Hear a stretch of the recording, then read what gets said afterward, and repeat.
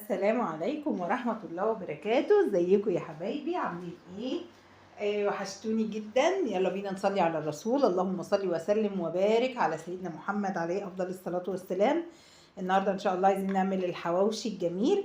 هناخد بس معانا كده 2 كيلو دقيق، شوية ملح، ذرة ملح كده خفيفة بسيطة، وهنحط بإذن الله معانا الخميرة. طبعا احنا واثقين من الخميرة انها حلوة، فاحنا هنحطها معانا في الدقيق عادي خالص.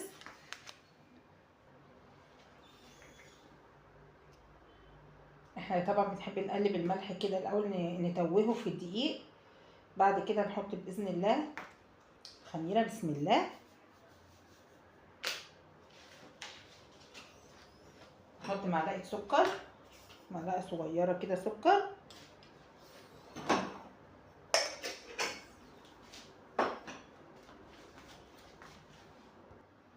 طبعا احنا معانا بقى مدفيين الميه بتاعتنا علشان ما ينفعش، بسم الله الرحمن الرحيم، ما ينفعش ان احنا نعمل بميه ساقعه، علشان احنا كمان في الشتاء بدأنا، هو الساقعه بدأت، وعايزين باذن الله الميه معانا تكون دافيه. بسم الله الرحمن الرحيم. ادي اول كوبايه،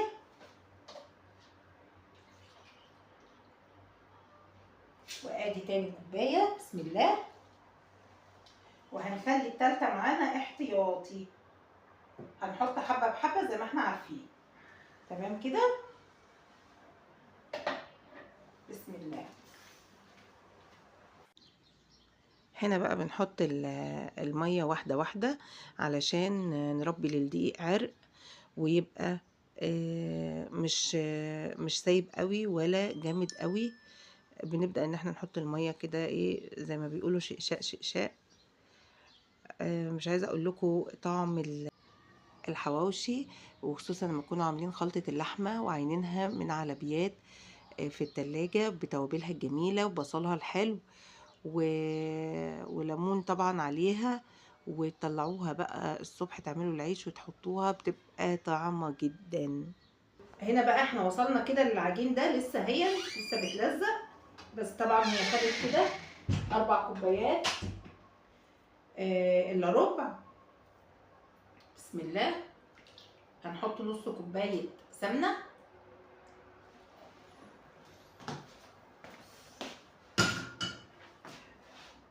يا حبايبي شايفين منظرها بقى عامل ازاي؟ ما شاء الله، بقت عامله زي حته القطنه، جميله جدا. طبعا ايدي اتسلكت منها، بتلزق بس مش بتلزق في الايد اهي، جميله جميله جميله. اسيبها بقى تخمر بامر الله، وهغطيها بكيس سلوفان، واغطيها بحاجه كمان عليها، واسيبها تخمر شويه بامر الله، نص ساعه او ساعه باذن الله. الاقيها خمرت شويه، نص خمر، ابدا اشتغل بيها بامر الله.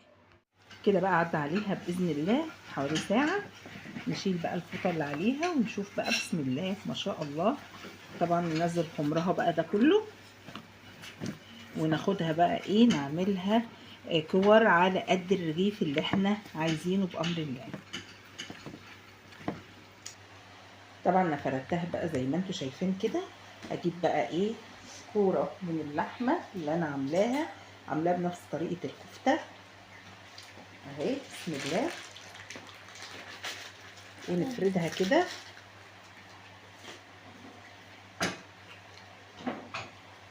بنفردها حوالي نص فرده كده. بسم الله. طبعا محطوط فيها فلفل، بقدونس، بصله مبشوره، معصور عليها نص ليمونه. ونقفل بقى. بسم الله. نقفل، نضم عليها العجينه كده. بسم الله. نقفل عليها بقى كده زي القرصه بالظبط، بس طبعا قرصه كبيره شويه اهي. قفلنا كويس قوي قوي قوي قوي. تمام. نقوم بقى واخدينها حاطينها في الصينيه. بسم الله. بس هنقلبها على الناحيه دي، احنا طبعا قافلينها كويس قوي. نبدا نفرد على قد ما احنا عايزين العيش قد ايه. طبعا اللحمه بتتفرد مع العيش جوه. هنا بقى الفلفلايه دي كانت ايه، ظهرت كده، فانا جبت حته عجينه بحطها عليها كده وبقوم محاولة ان هي يعني ايه الحمها كده مع العجينة. تمام. اجيب بقى ايه سمنة بلدي جميلة، بسم الله، مسيحاها وعليها وفيها جواها صوص جميل قوي بتاع همبرجر، يعني سمنة بلدي بصوص همبرجر. وما عندكيش طبعا انت هتعملي سمنة بلدي وتقومي او زيت وتقومي دهنة الوش كده بيها، بيلمعها بقى وبيخليها تطلع من الفرن بقى ما شاء الله، طعمها بيبقى جميل قوي.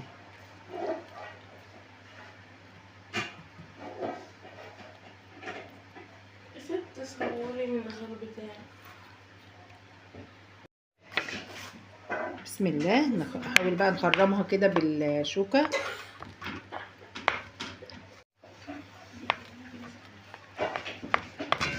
ونرش عليها بقى شوية سمسم وشوية حبة البركة، وده طبعا تبع الرغبة، مش أي حاجة تعمليها، يعني مش كل حد بيحب السمسم. أنا بحب السمسم قوي عليها بصراحة، وحبة البركة بتبقى جميلة برضو. وأدخل الفرن بقى وأوريكم الطريقة التانية لعمايل برضو العيش وجواه الحواوشي. دي طبعا الكرة بتاعتها بتبقى اصغر شوية من اللي انا عملتها زي القرصة، علشان انا بفردها كويس قوي، وبعد ما بفردها بقوم حاطة فيها فردة فيها اللحمة، وهفرد كورة زيها بالظبط وهتبقى فوق الوش. الطريقة بقى اللي بتريحك او اللي تحبي تعمليها اعمليها، وانا هوريكي دي برضو ما تطلع من الفرن، واوريكي دي لما تطلع من الفرن. اهو احنا كده بقى ايه فردنا اللحمة عليه. هنجيب بقى اللي احنا فردناه، بسم الله، وهنقوم حاطينه في النص كده، مغطيين بيه اللحمة، ونقوم قافلين عليه كده. نبدأ بقى ان احنا ندهن وشها.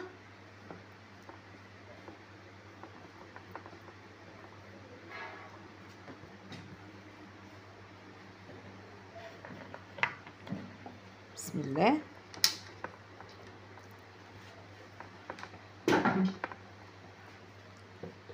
ونرش عليها السمسم.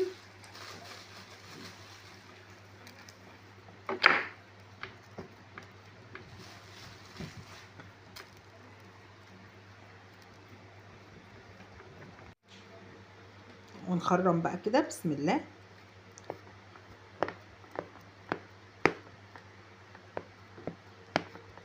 الشكل بقى اللي يريحك والطريقة اللي تريحك بتعملي بيها. ندخله بقى الفرن بإذن الله، بسم الله. ندخلها بقى الفرن على آخر درجة، وبعدين نشوفها هتعمل ايه. كده برضو انا عاملة عصاق فراخ، بسم الله. ابدأ ان انا برضو احطه، يعني ممكن تحطي لحمة، ممكن تحطي فراخ، ممكن تحطي جبن، اللي انت عايزاه بتعمليه. اهم حاجة العيش معاكي، انت بقى بتعملي اللي ايه اللي تحبيه واللي ولادك كمان يحبوه. بسم الله.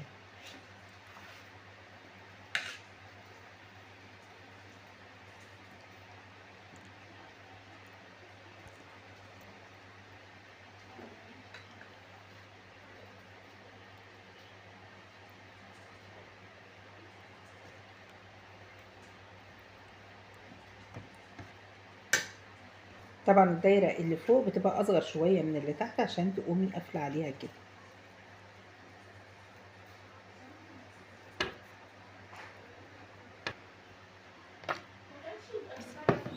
بسم الله ما شاء الله، لا قوة الا بالله. دول اللي طلعوا دلوقتي يا حبايبي، ما شاء الله عليهم، تحفة. دي اللي انا كنت ايه كان فيها فلفل باين، وقطعت عجين وحطيتها عليها.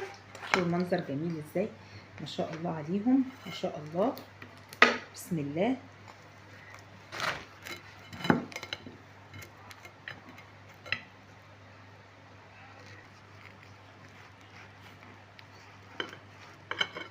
ما شاء الله،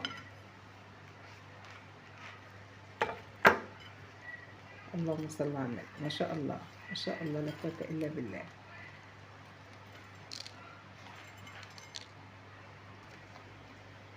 بسم الله.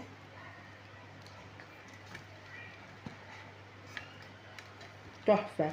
اهم حاجة كمان الخلطة اللي معمولة في اللحمة،